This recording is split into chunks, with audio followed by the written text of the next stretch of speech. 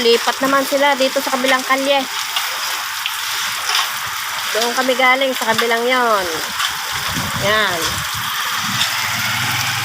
Dito naman sa kabilang kalyeng to.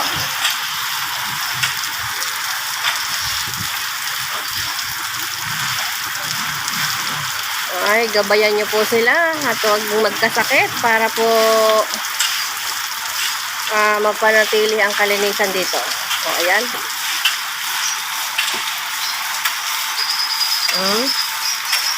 Ako po ay hindi makapaglinis at talaga ako kagagaling ko sa trangkaso.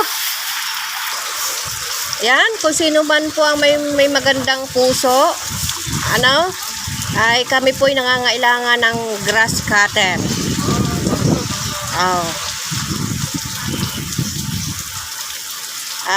Saan man po ito makarating na video ito at mabigyan po sana kami ng pagkakataon na mabigyan ng grass cutter.